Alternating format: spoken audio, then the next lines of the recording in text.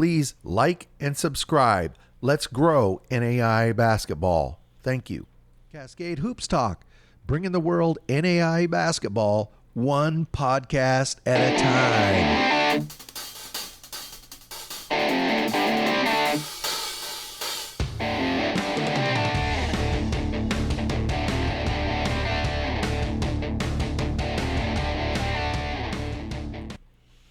Hey, Cascade Hoops Talk, Billy D. Well, not much basketball last night. We're going to go over a couple of scores, but then we're going to talk to Brant Minor. He's MaxHoops. You've probably seen him on the internet. They are very involved in youth basketball. He also is associated with Pacific University out in Forest Grove. He played Division I basketball at University of Portland, and he's been involved with several NAIA schools in the Northwest. So it'll be a good conversation. It's going to be a two-parter. I want to get more into AAU, kind of the pluses and minuses of that, kind of tips and traps for parents and young athletes to look out for. But it was really too much of a conversation to do all in one day. But today you'll really understand, who Brant Minor is, what's his background, and I think you'll really enjoy that talk. Before we start, couple games we want to go over. Tennessee Southern, they had been idle for a bit. They hosted Stillman tonight. They beat them 85-75. They go to 17-2. More importantly, 11-0 there in the Southern States. Brandon Brown had 12 points, 10 rebounds. I'm sorry, I don't have his picture, but it wasn't on the site there. Brady Brown, he had 17 points, 2 rebounds. Good game for Tennessee Southern. As I said, 17-2. And they're going to play Middle Georgia State on Thursday. Also want to take a quick look at the Hart. Clark won, Grandview won, but really here's the big game. Mid-American Nazarene, they beat William Penn tonight. And Mid-American Nazarene has just been punching, and they're now a half game up on Graceland and a full game up on Central Methodist and Baker. Look at that race. And right now, Mid-America Nazarene has the hammer. LSU Alexandria hosted Louisiana Christian earlier today. If you saw on Twitter, I said this was a real trap game.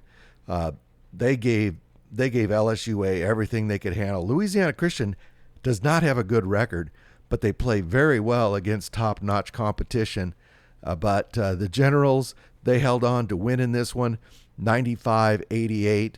J.D. Allen, 31 points, 6 rebounds. Cashy Nat, 14 points, 12 rebounds for the double-double. And the Generals hold on, and they stay right there atop of that Red River. Okay, let's take a listen to Brant Minor. As I said, he's with MaxHoops. We're going to talk about his bio, his background, start to get in some of his philosophy, and then we'll get him back in a couple of weeks. And I want to talk more about his love for the game, what he loves about the game, what he'd like to see changed, what's his philosophy with his AAU and his camps, what skills, what personality traits or culture traits is he trying to embed. But we'll talk about that more the next time. Why don't I shut up? Let's listen to Brant Minor, MaxHoops. Cascade Hoops Talk, Billy D. Hey, I got Brant Minor, part of MaxHoops. He's part of a lot of different things. Welcome, Coach. Thanks for being on the show. Awesome, Bill. Thanks for having me. I'm really excited about this conversation. Appreciate you having me. Definitely been following what you're doing and supporter and excited to chat with you today. Let's get this out of the way. So you do a lot of different things. So you work out at Pacific and you're a undergraduate counselor, correct? Correct. So I recruit now, not just the good basketball players. I'm helping kind of recruit all students to Pacific. Okay. Do you enjoy that role? I do. Coaching, my favorite part of coaching, Bill, has always been the recruiting. When I was at Southern Oregon and then here at Pacific, is building those relationships with student athletes and showing them why it's a good place where I'm at. And now I'm doing that with volleyball girls and softball girls and football players and all the students. So it's been a good transition. I'm enjoying it. Well, you have a good product out there. It's a beautiful campus out there in Forest Grove. Absolutely. I always say it's a beautiful campus, but the people make the place. And the people here at Pacific are the best I've been around. And so I'm just really enjoying it. We do have a beautiful campus and high academics and a lot of student athletes. And so it is a great place out here in Forest Grove. You and I both grew up in Southern Oregon. You went to Grants Pass. You were a caveman. Yes, sir. You played what, basketball and soccer in high school? And then I played 3 years of baseball too. I didn't play spring of my senior year baseball because I was getting ready to play college basketball, but Okay. loved my time growing up in Grants Pass. High school sports are huge down there, obviously, in the Rogue Valley and the Klamath Basin. And so it's definitely a great place to grow up as a young athlete. So at what point in your life, because you were playing a lot of sports, when did you decide, man, I think I can play college basketball? I think that was probably middle school was when I first kind of set a goal of being a college basketball player. And I've always loved the game. I know you said we might touch on it a little bit later, but my love, I credit with my dad's mom, Bill. So my Uh-huh. grandmother is who I credit. She was 4 or I was 4 when she passed away, but she was a woman athlete of the first half century for Lane County, Oregon. Wow. She scored over 100 points in a basketball game. So she grew up loving sports and basketball is her passion. And they did a screenplay on her. They had an article in the Oregonian a few years ago about her name was Gladys Minnie. And then she married my dad's dad and was Gladys Minor. But she was a legend in the 30s in rural Southern Oregon. So I credit that just kind of being in my bloodline of being a hooper. And in middle school, I just really started to love it and started going to camps all over and really put in a lot of time. And even during soccer season and baseball season, I was still spending 45 minutes to an hour in the gym every day, getting shots up, working on my ball handling. It's just, I love the game of basketball and I enjoyed the friendships and the camaraderie in the other sports, but basketball was always my favorite sport. The beauty of basketball, all you need is a ball and find a rim. That's the beauty of it. Yeah, even to get better at it, you don't even need a rim, right? Like you can be getting That's better at true. basketball with just the ball, working on your handles around the waist, around the knees, pounding the dribble, you know. So my brother's 5 years older than I am, and he was a three-sport varsity athlete at Grants Pass and Southern Oregon Conference Defensive Player of the Year his senior year at Grants Pass. And so I grew up playing against him and his friends, and that made me a lot tougher because he didn't let anything go easy. And there was lots of times out in the driveway where we grew up where I wouldn't say it got physical because he probably would have beat me up, but there was definitely some times when he would beat me. And after dark, my parents implemented a bounce pass check only rule. So when we were playing one-on-one, I had to do a bounce pass to check it because otherwise I'd get mad and just throw it as hard as I could at him.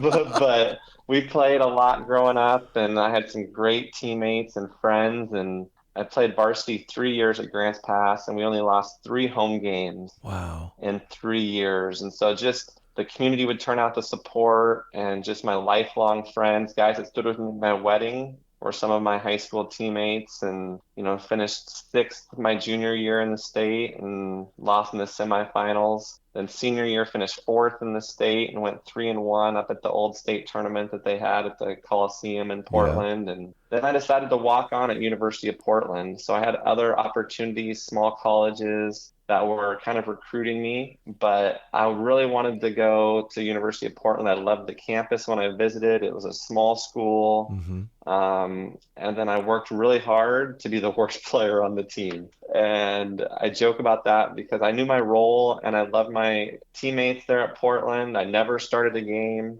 right? As a walk-on, not every walk-on story ends like Rudy. Exactly. Not every walk-on hits the game-winning shot, but I played 2 years of Division I basketball, Bill, and I didn't have a turnover. Wow. So that's kind of a national record, right? Because you can't Yeah. have fewer than 0. Don't look at my field goal percentage. I usually joke about that because I'd get in the game and before I could turn it over, I would shoot it.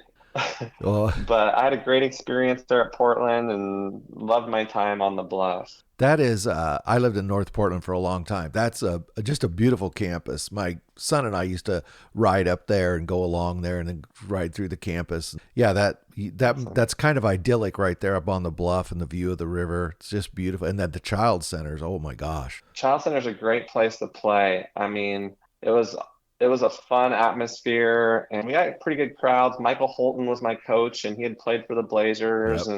and played at UCLA and was an associate head coach there when he got the job at Portland. But we loved that experience of playing there. And you're right, it is just up there on the bluff, and you can look out and see all of downtown. So you're kind of outside. You're not in the craziness of the city, but you can get down there. I interned with the Blazers my junior year. And then my senior year, I kind of got into coaching. So I helped coach our women's team at the University of Oh, Portland. you did? Yeah, Okay. that was my first coaching job. Jim Stollers, a legend there. I think he was the head coach for the women for 25 plus years. And he had seen me play as a walk-on and knew I was around campus. And so mostly I just guarded the post players and helped with a scout here and there. But was very honored to get to work with Coach Stollers and Sean Kelly, who was the associate head coach when I was going to school. And then got into coaching right after that. So it was a great opportunity senior year to spend some time in the gym with our women's team.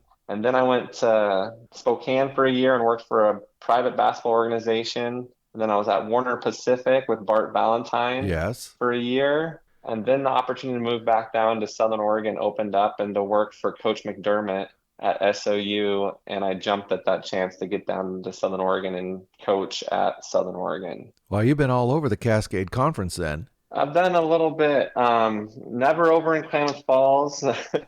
Well, And you we were had over there some with battles. Southern, that's for sure. Yeah, during that time you I were at think Southern, there were some big rivalry games then. there was. I will tell you a little bit about that.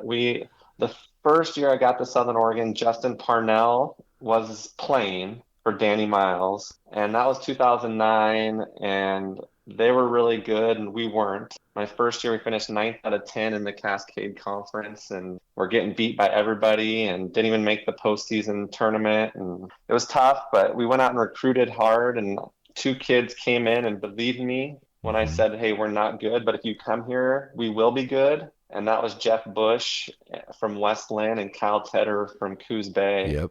And every time Jeff hit Kyle their senior year was a new school record for assists in a career and three-pointers made in a career. So those two kids came in and believed me. And then Eric Thompson came in when he was done playing for the Dodgers. And so my first year we were ninth. And second year when those kids were freshmen, we went seventh. And then we went fifth. And then we went to third. And then my last year we started 13-1, and damn, College of Idaho got us. So we finished second, but we went 9, 7, 5, third. And then my last year we finished second. And the first 6 times I coached against Danny Miles, they whooped us. But the last 6 times I coached against Danny Miles, we beat them. Yeah. So we got it turned back to the other side of the mountain. And we'd always say it's a rivalry, but my friends from Tech would always say, "How's it a rivalry? We beat you all the time, right? We beat Southern every time we play them. Is it really a rivalry?" But we got it going and had a lot of great kids. We had a 3.52 team GPA, and I'd be remiss if I didn't mention Tim Weber. Yeah. And I know we're going to talk a little bit about the club AAU basketball scene, but Tim played on my AAU team that I ran at Southern Oregon. And he came and was a second team All-American his senior Yeah. year, had 4 triple doubles, one of the best players in the country. And he played on my AAU team going into his senior year at Roseburg. And then we convinced him to stay down in Southern Oregon, and he came. And so it's just really special, Bill, when you can kind of paint that picture of we're Yeah. going to be good, I promise you. And then to see it come to fruition was really special. A great group of guys. And Coach McDermott gave me the chance to help with a lot of the recruiting. So we went after high school players. That year we were second in the nation for the first half of the year. We had 16 kids, 15 of them were Oregonians, and 14 of the 16 played their freshman year at SOU. Wow. So we kind of went away from the The D1 bounce backs and the transfer portal and all that, and went after good students that were high school kids that would develop and grow up in the program. and took some lumps those early years, but paid off when those kids were winning. And the year after I left, when those kids were seniors, Tim and Eric Thompson, they went to the Elite Eight.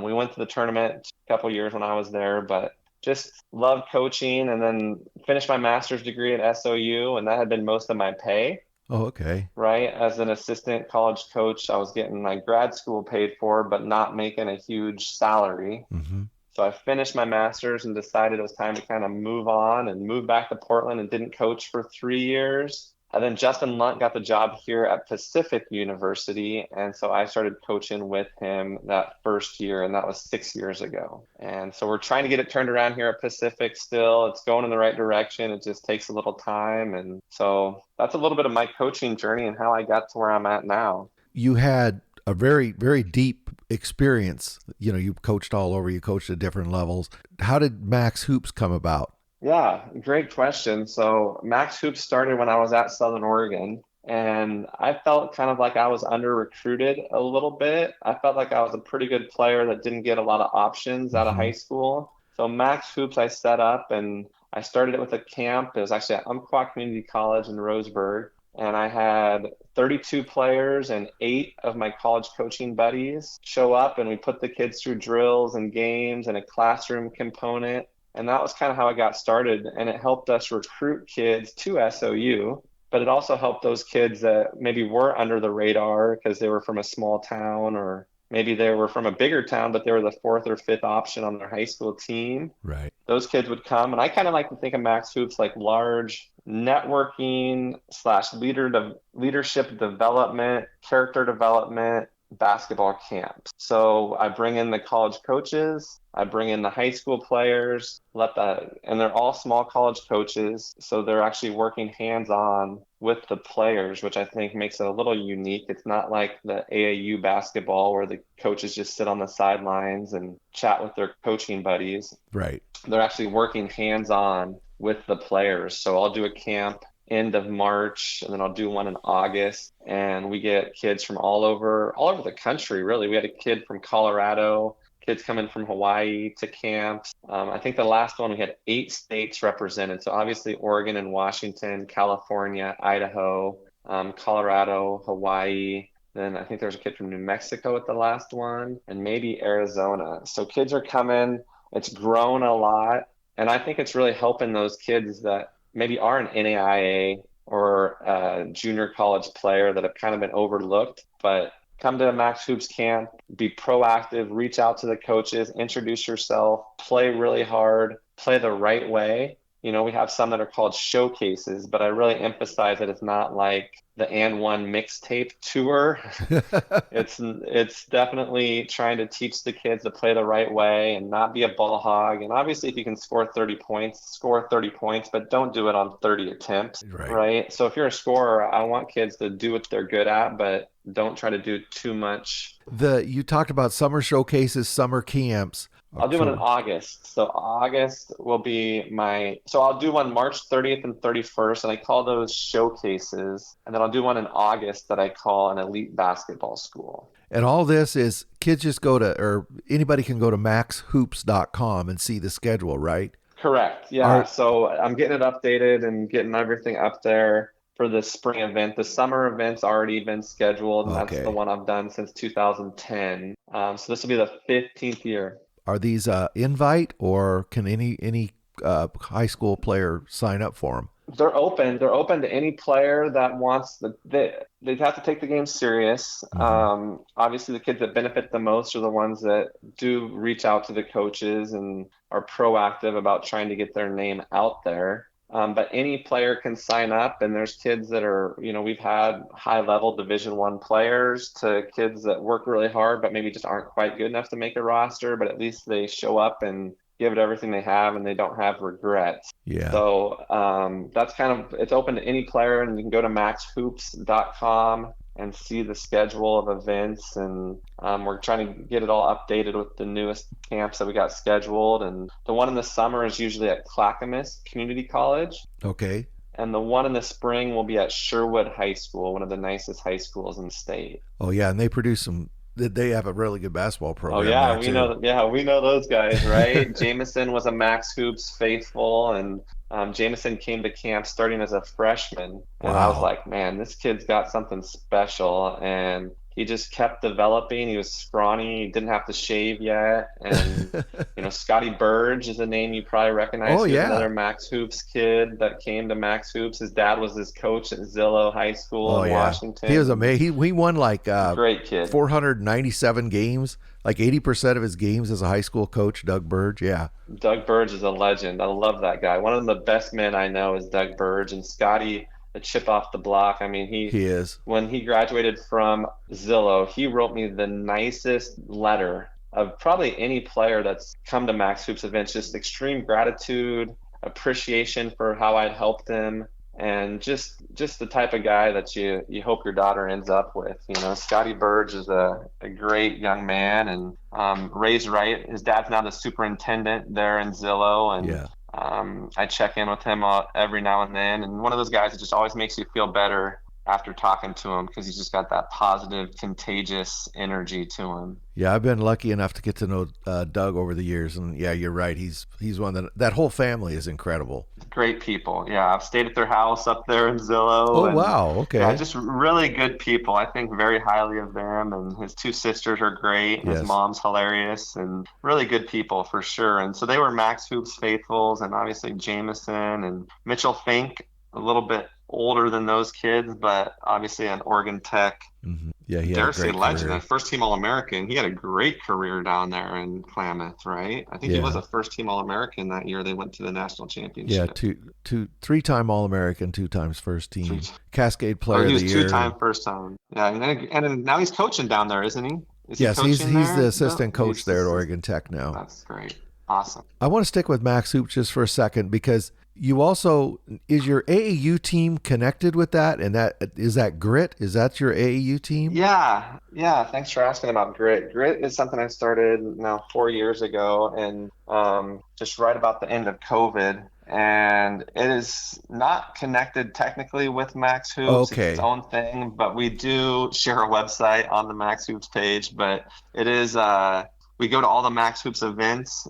Our team does to just support the events, and I believe in the events, so the team does go. But there's not a direct affiliation. But grit's one of my favorite qualities in a player, Mm-hmm. right? Well, grit and moxie. I love a kid that's games described with a lot of moxie. But grit is an acronym, Bill, for gratitude, resiliency, intensity, togetherness. Oh, I like So that. that's the club basketball. So we don't play in many AAU tournaments, and AAU has such a negative stigma around it. I know that's something we mentioned, I think, before we started recording, was that there is a lot of the AAU that's just kind of roll it out, let them play trash basketball, call it a team, try to recruit the best players, selfish basketball, highlighting one or two kids, coaches that are just kind of snaky and trying to Yeah, ton of pluck that. kids off other programs. And so I'm trying to do it a little bit differently. And things I really like it because I get to pick the kids and families I work with, right? Like if a kid's a knucklehead or their parents are, well, my kid needs to start and be guaranteed 25 minutes a game, and then those kids don't play with grit. We're trying to find the right kids. We don't have the most talent. We play hard and we play together. And in the club AAU world, if you do those two things, you can look pretty good. You Yeah. can definitely compete against teams that maybe have superior talent, but sharing the basketball, competing on both ends, we've had a lot of success as a program with kids that are playing the right way and kids that are getting opportunities to move on and play at the college level. My thing is I really hype development and experience. And if a kid's good enough, we'll get them exposure. But I'm trying to emphasize that it's going to be a positive experience because we do Zoom calls. The kids get to know each other and like each other. We're trying to do it a little bit different than the typical club program. Yeah. We do have kids from all over. So we've scheduled it to where they can come. We have kids from Medford to Roseburg to Coos Bay, Hermiston. Wow. So we do usually a practice the night before the tournaments, so those kids from outside the area can come in. And then we do the Zoom calls a couple times a week just to get the kids to bond, and trivia and scavenger hunts, and just try to get the kids to know each other and like each other, and then, play on the weekends. So yeah, it's a great program. I believe in it. Obviously, it'd be bad if I'm the director and I don't believe in it. But our head coach here at Pacific directs the top team. So we have a head college coach running the program, and he's able to meet the kids, and he's able to recruit kids from the teams we're playing. So it's a win-win for him, and the kids get experience of working with a 17-year head college coach. Brant, we're going to run out of time for today, but is it possible? I'd like to talk a lot more about both the AAU and, your philosophy around Max Hoops, what you're trying to achieve, and, how can we make things better? I'd like to talk more about that. Could you come back on here in a few weeks? I would love it. Absolutely. I'd love to be back. I mean, there's so much that we could touch on. And, I do think that all we can do is try to make a positive impact. And, so I definitely think I'd love to be back. And because I could talk about this, I'm very passionate about playing basketball the right way. Absolutely. Yeah. And doing it for the kids. And there's a lot of people that are in it for their own glory. Or AAU coaches that think, oh, well, if I get a really good player, then I'm going to get recruited to go coach at a college. And then when this kid makes it to the NBA, he's going to give me money back. And there's a lot of those kind of money grab programs, or just coaches that are not doing it with the kid's best interest at heart. And so I would love to come back and chat some more about that anytime, Bill. Yeah, let's do that, because I think that would really help young players and then parents. So let's plan on that probably in about a couple weeks. That sounds great. I will say the best thing that kids can do right now to improve their chances of playing in college, I'll say it one more time, the best thing that they can do is get good grades. Oh, absolutely. Thank you for bringing that up. I think that's a really important thing to kind of close on, is because if I was to say that, most kids are thinking, okay, he's going to say get to be a knockdown shooter or get a tighter handle. But I can speak as a walk-on. My college was paid for through academic scholarships. Mm-hmm. And as a walk-on, you have to help the team GPA, right? Yep. The guys at the end of the bench, they're not the ones that are weighing down the team GPA. And right? It's true. That's Those a guys great at the end of the point. bench, because you have to produce more than the problems you create. And the guys that are not playing a lot, they're, if you get 20 a night, it's okay to have a little lower GPA. You get away with a little bit more, you have a little more baggage, but if you're not producing a lot, you better be helping. So at Portland, I helped the team GPA. I won the sprints. I did what I could to help the team, and it wasn't always on the floor. I gave a lot of high fives in college. I was definitely waving the towel at the end of the bench, and I did get to play when we beat Gonzaga, and I played 13 minutes at the old MacArthur Court at U of O. So I loved my experience, but like I said earlier, I never started a game, but I didn't mope. I never pouted. I never felt like the coaches were screwing me. I just played hard and did everything I could do to help our team. And kids today sometimes have that entitlement, I feel like, of, well, I deserve something, and the world owes you nothing. And so I think, getting good grades, like at Pacific, we can't give any athletic scholarships. Exactly. Right? Yeah. So even if you're really good, but you have a 2-point, if you have a 2-point anything, you're not getting slept on. You're getting passed on. Yeah.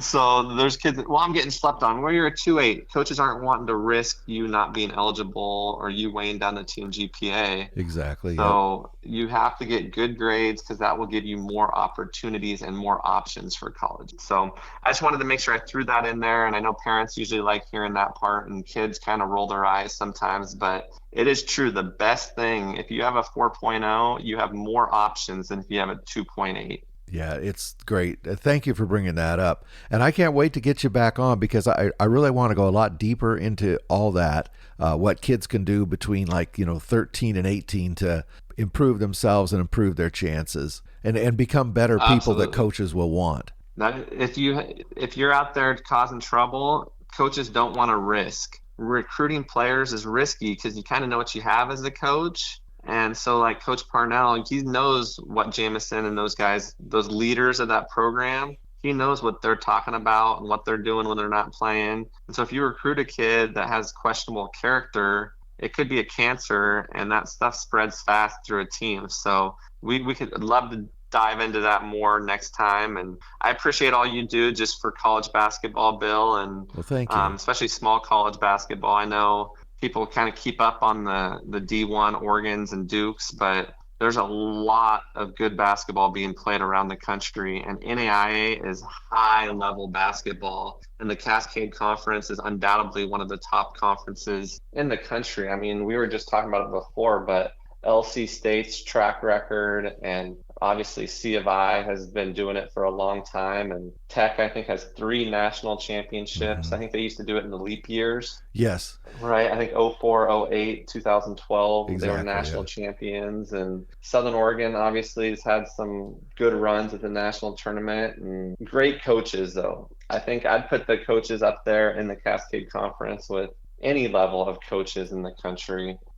Because they're having to do more, right? Like the D1 coaches have 6 coaches on staff, and DOBOs, or directors of operations, and student assistants and grad assistants, where, you know, maybe at the NAI level, maybe you have a full-time assistant, but they're usually probably having to work the front desk at the weight room or something else. So it is tough to be a small college coach. So I have a lot of respect for the guys that are doing it, Austin Johnson and Matt Zozel now taking over for a legend at SOU, and Justin Parnell, and there's just a lot of really good coaches in that conference. Well, Brant, thank you very much for being on. I really appreciate it. Absolutely, Bill. It's a great conversation. I appreciate it, and look forward to connecting with you soon. Thank you. That's Brant Minor, Max Hoops. Check it out, maxhoops.com. Thank you, Brant. Absolutely. We'll be in touch. Hey, thank you, Brant Minor, for being on.